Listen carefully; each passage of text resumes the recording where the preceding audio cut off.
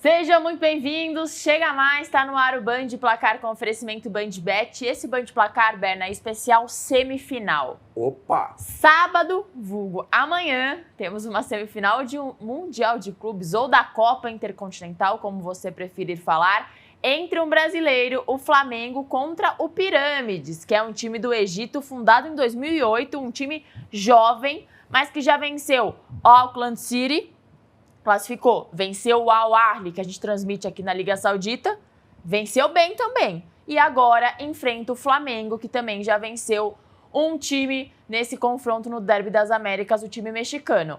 Os dois chegam na semifinal, Berna. O que dá para falar do Flamengo? O que dá para falar do Pirâmides? O Felipe Luiz já adiantou que é um time muito bem construído, principalmente na fase defensiva.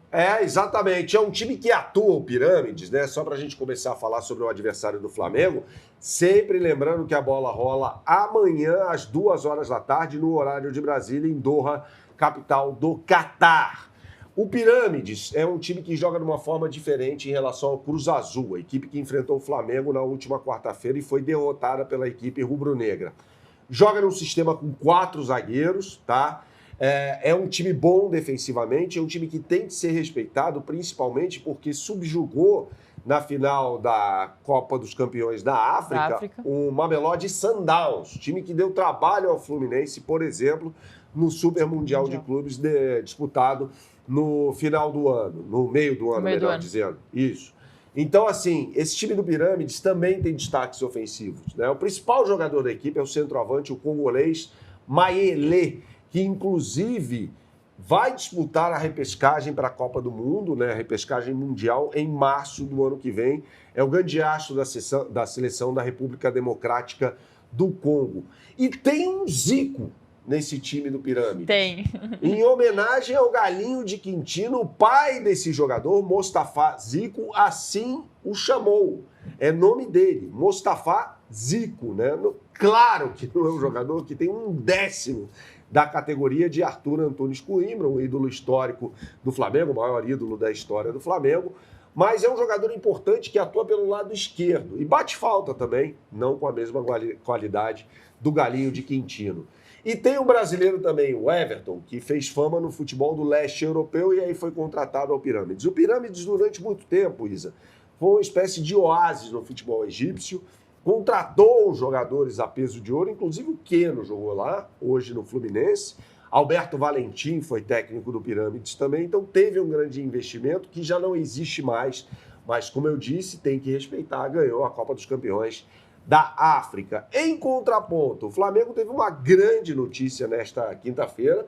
O Pedro voltou a treinar com o restante dos jogadores. Deve ser opção no banco de reserva. Minutinhos no segundo tempo.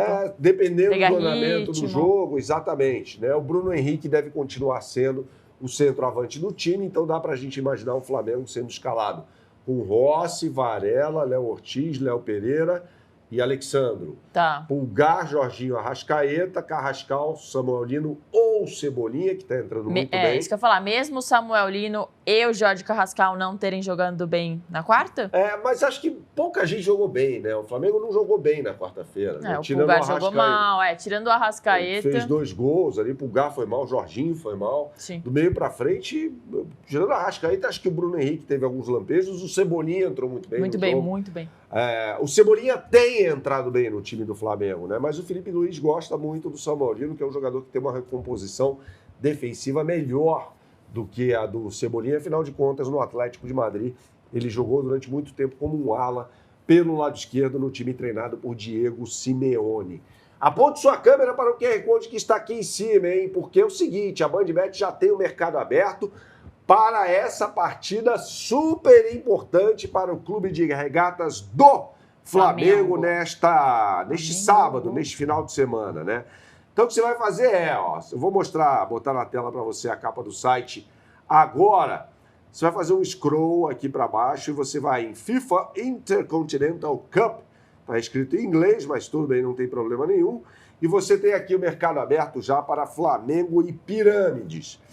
O Flamengo pagando 1,42. É uma odd melhor do que aquela do meio de semana no jogo contra o Cruz Azul.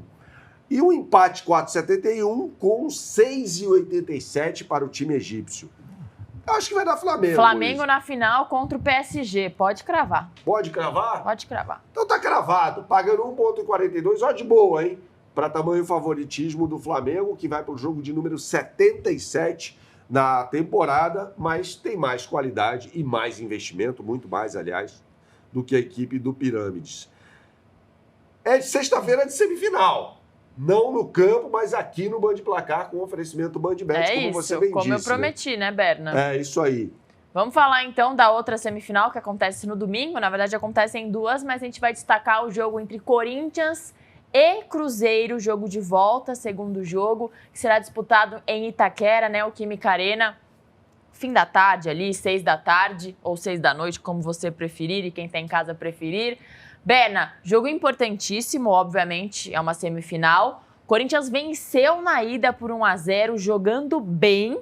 Sim. E eu quero ver como o Cruzeiro vai se portar em Itaquera. Acho que não dá para ficar muito pensando em só se defender, porque a desvantagem é muito grande pro lado cruzeirense. O Cruzeiro, Isa, ele teve muita dificuldade contra o Corinthians no jogo de ida, no Mineirão, porque o Cruzeiro é um time que não gosta muito da bola. E o Cruzeiro E o Corinthians também não. E para o Corinthians foi uma situação mais cômoda, né? Porque Sim. o Corinthians teve menos a posse de bola. O Cruzeiro desse cara aqui, Leonardo Jardim, acabou tendo de propor o jogo, mas não conseguiu ser protagonista, né? Dorival foi muito bem, armando uma linha de 4 no meio de campo, da direita para a esquerda, com Carrilho, Martínez, Maicon e Breno Bidon. E aí ele matou o escape do Cruzeiro pelo lado esquerdo, por onde atuavam o Kenny Arroio e o Kaique, né? Um lateral muito bom, porque havia uma dupla de volantes, não de volantes necessariamente, mas de meio-campista, né? Marcando aquele lado, fechando aquele lado. E aí do lateral direito, o Mateuzinho, né? Então havia 3 jogadores contra 2 no Cruzeiro.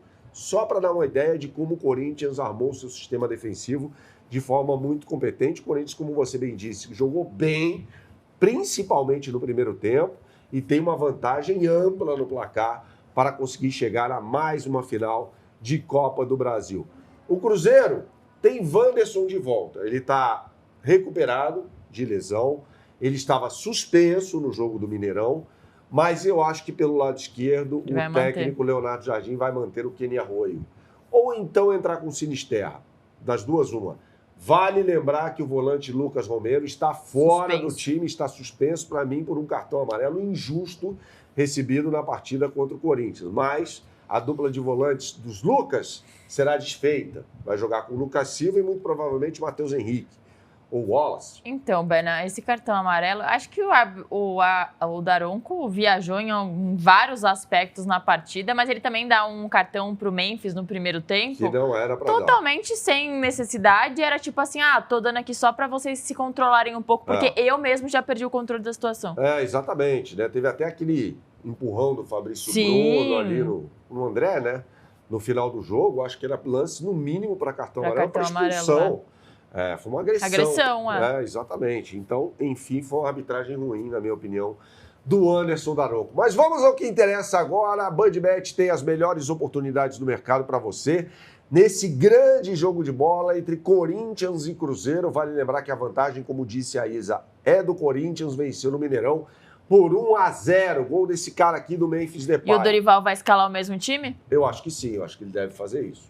Vai deixar o Garro no banco? Deixando o Garro no banco. Não sei não, hein? No banco. Se ele quer um sistema de marcação como ele fez no Mineirão, não cabe o Garro. Até porque pode ter pênalti, o Garro pode precisar entrar. Ele pode entrar. Ele entrou, né? Ele entrou no segundo tempo, até que entrou bem, inclusive. Exato. Mas eu acho que o Dorival vai repetir a escalação, viu, Lisa? Mas vamos lá. Vamos botar na tela a capa do site que você acessa apontando sua câmera para esse QR Code que está aqui em cima.